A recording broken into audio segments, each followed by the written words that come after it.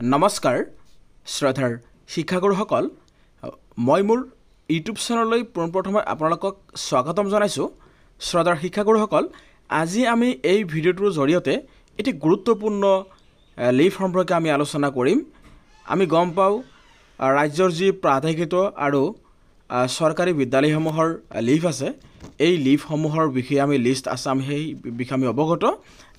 তাৰ আগতে আমি বিশেষকৈ লিয়ন সম্পৰ্কে জানিব লাগিব লিয়ন কি হয় আৰু এই লিয়নৰ যেটো বেনিফিট আছে শিক্ষক কৰ্মচাৰীসকলে কেনেকৈ ইয়াৰ সুবিধাটো লাভ কৰিব পাৰিব এতিয়া লিয়ন আমি বুজি নাপাওঁ বা অলপ খুকুজা লাগে যদিও আমি এই ভিডিঅ'টোৰ জৰিয়তে আমি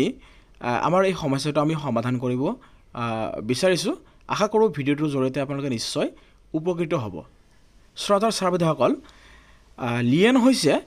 ৰাজ্যৰ আৰু কেন্দ্ৰীয়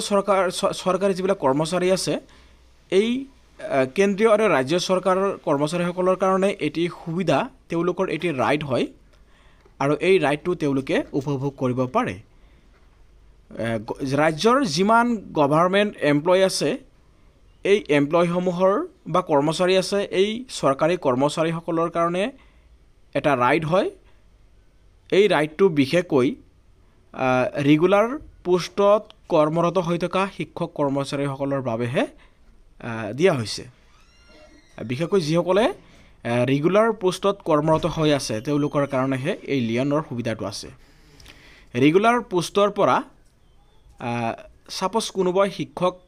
বা কৰ্মচাৰী এজনে যদি সাসপেনশন হয় বা তেওঁক যদি নিলম্বন কৰা হয় তেওঁ কি কৰে কেইদিনমান পিছত সেই চাকৰিটোত পুনৰ তেওঁ জয়েন কৰিব পাৰে গতিকে এই যে তেওঁ সাসপেনশনৰ পিছত তেওঁ যে পুনৰ চাকৰিত জয়েন কৰিল এই জয়েন কৰি এই সুবিধাটো তেওঁ একমাত্ৰ আহিছে লিয়নৰ থ্ৰদি গতিকে এই ৰাইটৰ থ্ৰদিহে তেওঁৰ পূৰ্বৰ চাকৰিটোত তেওঁ জয়েন কৰিব পাৰিছে এতিয়া এই লিয়নৰ সুবিধা বিশেষকৈ ৰাজ্যৰ যিমান ৰেগুলাৰ পোষ্টত কৰ্মৰত কৰ্মচাৰীসকল আছে তেওঁলোকে উপভোগ কৰিব পাৰে আৰু এটা ভাল এই সুবিধা আছে যিসকলে বিশেষকৈ যেটো পোষ্টত কৰ্মৰত হৈ আছে সেই পোষ্টৰ পৰা যদি তেওঁ হায়াৰ পোষ্টত চাকৰি লাভ কৰে অৰ্থাৎ কৰ্মৰত হৈ থকা পোষ্টৰ পৰা তেওঁ যদি আপগ্ৰেডেশন হৈ অন্য এটা চাকৰি লাভ কৰে তেতিয়া কি কৰিব পাৰিব তেওঁ লিয়নৰ সুবিধা ল'ব পাৰিব তেওঁ যদি ইচ্ছা কৰে তেওঁ পূৰ্বৰ চাকৰিত মানে আগত কৰ্মৰত কৰি থকা যেটো চাকৰি সেই চাকৰিত তেওঁ পুনৰ ৰিটাৰ্ণ আহিব পাৰিব উভতি আহিব পাৰিব গতিকে এইটো এটা ভাল সুবিধা তেওঁ কৰ্মচাৰীসকলৰ কাৰণে ৰাখিছে এইটো সাংবিধানিক ৰাইট এইটো কোনেও নুই কৰিব নোৱাৰিব সাংবিধানিক ৰাইটটো দিবই লাগিব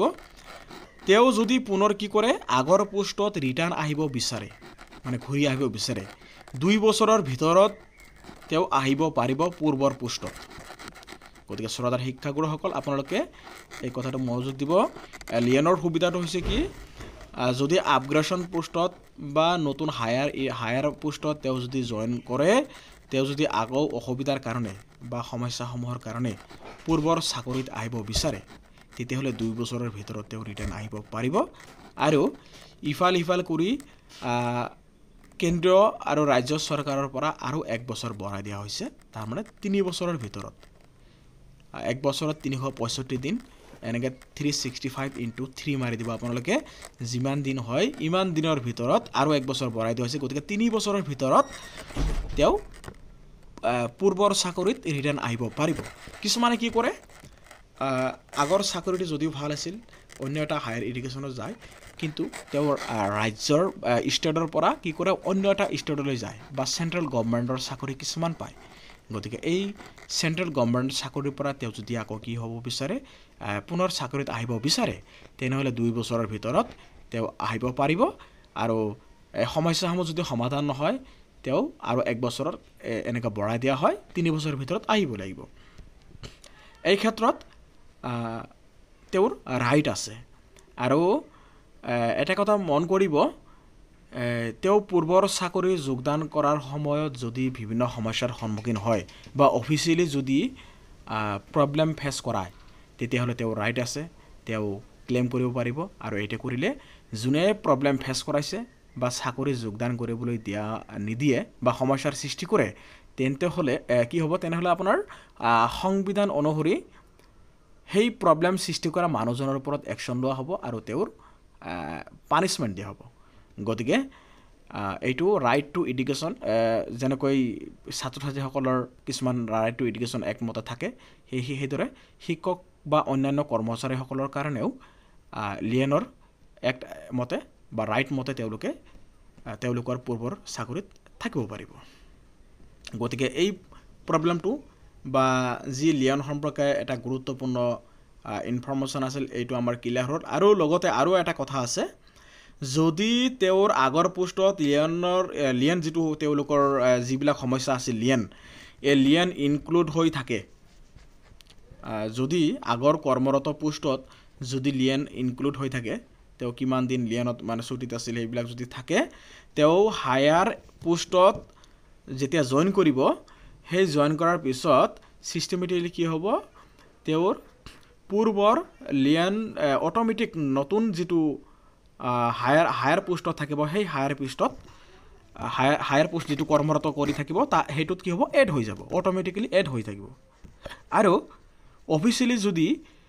কৰ্মচাৰীজনে অৱগত নকৰায় যে তেওঁৰ আগতে লিয়ন আছিল